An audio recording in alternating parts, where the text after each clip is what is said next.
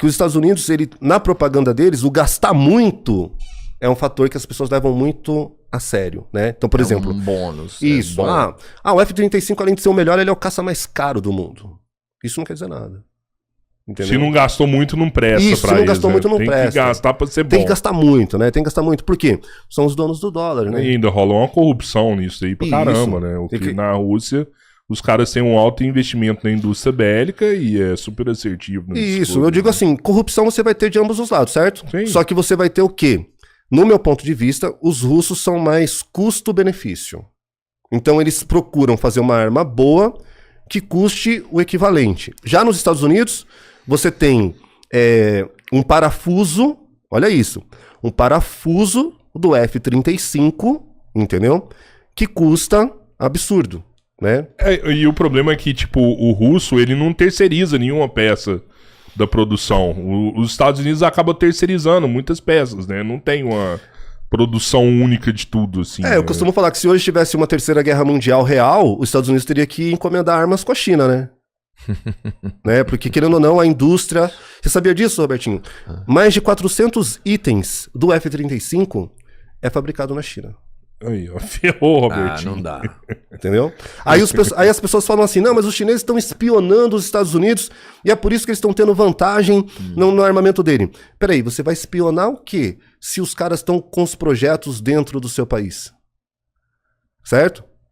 Dependendo do negócio que os Estados Unidos faz, ele acaba pondo uma cláusula lá pra blindar, né? E não ter transferência de tecnologia. Sim, mas vamos dar um exemplo. Os caras falam que os chineses entram nos computadores dos Estados Unidos no Pentágono, por exemplo, para fazer uma espionagem. É mais fácil os chineses invadirem um computador no Brasil, nos Estados Unidos, ou invadir um computador dentro da empresa China, dentro lógico. da China. Então, para mim, a espionagem dos chineses não é externa, ela é interna porque os caras levaram as empresas para lá. Mas eu vou te falar, isso não afeta em nada. Porque você pega, são 400 peças, não são? Sim. Vou dar um exemplo que todo mundo sabe. Todo mundo sabe o que tem na Coca-Cola, por exemplo. Cada um tem uma, ninguém sabe fazer a Coca-Cola. A mesma coisa é um caça desse. Você pode saber quais são as peças, mas você não sabe onde utilizar, o que acontece, sabe? Você tem uma pequena percepção do que acontece ali. Sim. Mas você não imagina a realidade. Falou bobagem. A China faz a Coca perfeita, faz até melhor. Falou bobagem. Então, ó... Quem será que falou uma bobagem agora, né? Essa questão do armamento, no meu ponto de vista, tá o seguinte, ó.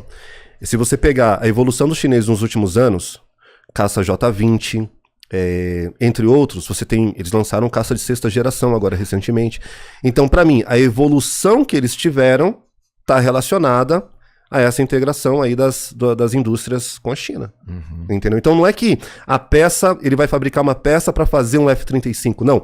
Ele vai entender aquela peça para ele empregar numa evolução de um caça que já estava vindo no estudo. Então os chineses começaram na aviação com caça dos russos, né? E hoje se você vê a foto do J-20, você vai falar assim, pô, muito parecido com o F-22 Raptor dos Estados Unidos. O caça de sexta geração, pô, você fala assim, o que é aquilo? Entendeu? Parece uma nave alien, né? Só que como foi a China que lançou, então se você elogia a China, você é comunista. Você tá entendendo? E não é bem assim. Você precisa entender os pontos positivos de um país para você conseguir entender a geopolítica num todo. O F-35 já é sexta geração já, ou não? Quinta geração. Quinta? Isso. E qual que é a diferença dele por sexta geração chinês? O de sexta geração seria o avanço para um caça não tripulado. Então, digamos assim, ele está sendo tripulado nos seus testes, mas o avanço é para um caça não tripulado, né? E com fusão de sensores, essas coisas assim, que é muito do que o F-35 já faz. Deve ter armas também que a gente desconhece, não sei essa geração, não. Assim, na verdade, assim, as armas que esse caça vai empregar, laser? Pior que não, são mísseis desenvolvidos para ele, né? Mísseis hipersônicos, mísseis de longo alcance.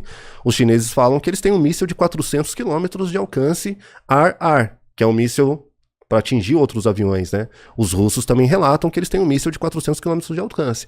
E o dos americanos o míssil AR, que eles têm de maior alcance, chega em torno de 150 km por hora. Caramba, 150 quilômetros de alcance. Eu nunca ouvi essa classificação ar, então é Isso. o que você usa no combate aéreo, isso. E o outro é ar-terra. Isso. Seria Você isso, vai ter ar-terra. mísseis ar-terra, né? Que o avião vai atacar, aqui um míssil específico para ataque ao solo. O míssil ar-ar é um avião para atacar um outro avião, Outro né? avião. E os mísseis terra-ar, que já são os mísseis de defesa antiaérea, né? Da Então, onda. se você tem um míssil com um alcance de 400 km e você tem um radar que capta o seu inimigo a 400 km, ele não vai nem te ver. É o combate além do campo de visão. Então, e o submarino nessa? Porque o submarino é a arma mais invisível que tem. Esse sim é invisível, não é? Sim, mas digamos assim, dentro do conceito, sim, mas um helicóptero pode caçar submarino, aviões podem caçar submarino. Ah, verdade, a galera comentou aqui, é míssil AA e míssil AT. Entendeu? Tô ligado, no jogo não tem, mesmo. nunca... Entendeu? Então, Foda. por incrível que pareça, um submarino pode ser abatido, né? No mínimo avariado por um helicóptero. Se você tiver um Apache... Não Apache. Você pode ser esqueci a nomenclatura dele agora, mas o Brasil tem, inclusive, a Rússia tem, os Estados Unidos tem. Então, eles jogam... Vamos supor, a gente suspeita que tem um submarino aqui nessa área. Esse helicóptero ele vai soltar pequenas boias sensores. Então, ele lota aquela região com sensores de boia.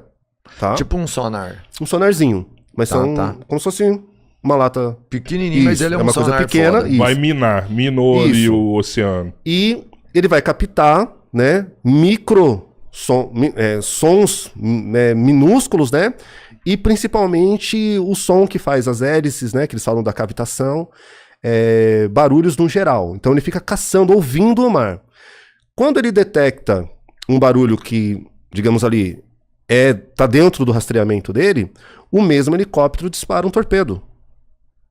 Daí você fala, pô, um helicóptero disparar um torpedo, né? Por incrível que pareça, isso aí os caras já fazem também há muito tempo. Então, o helicóptero tá ali com o torpedo, ele solta o torpedo no mar, simplesmente joga no mar, e o torpedo vai buscar o submarino. Então, a guerra contra o submarino, no meu ponto de vista, ele é a arma mais furtiva até ele dar o primeiro disparo. Entendeu? Então, vamos dar um exemplo. Dissuasão nuclear, né? O submarino tá ali, vamos supor, os Estados Unidos atacou a Rússia. Aí a Rússia vai fazer uma retaliação com o submarino que está na costa dos Estados Unidos. No primeiro disparo que ele fizer, localizou. Vai ter que segurar a saraivada, né? Porque antes dele ser destruído, ele vai soltar tudo em cima de você. Mas depois ele vai ser caçado também. Então existem submarinos que são fabricados para caçar outros submarinos, aviões e helicópteros também. Então, para toda grande arma, existe uma anti-arma, né? Esse é um ponto muito... Então, você pode falar assim, tem um avião, vai ter uma anti-arma. Tem o drone, tem anti-arma.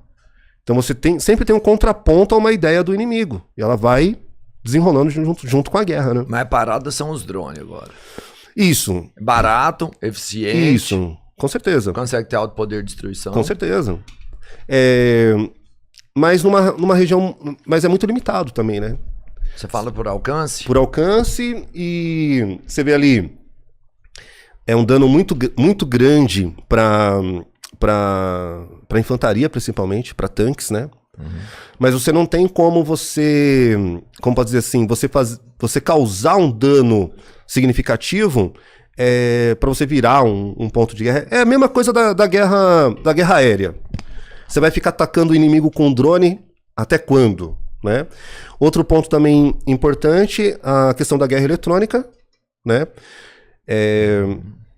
Que é uma das poucas medidas que você tem contra o drone hoje em dia, porém você afeta as suas forças também, né? Então quando você coloca ali um radar de energia dirigida com guerra eletrônica, você também pode embaralhar os seus próprios sistemas, porque a guerra eletrônica é uma coisa muito específica. Por isso que é dificultoso para os russos lidarem com drone, para os ucranianos e para os Estados Unidos também. É a arma que, no momento, ela te dá mais capacidade de você atingir o seu inimigo e envergonhá-lo. Mas ganhar também não tem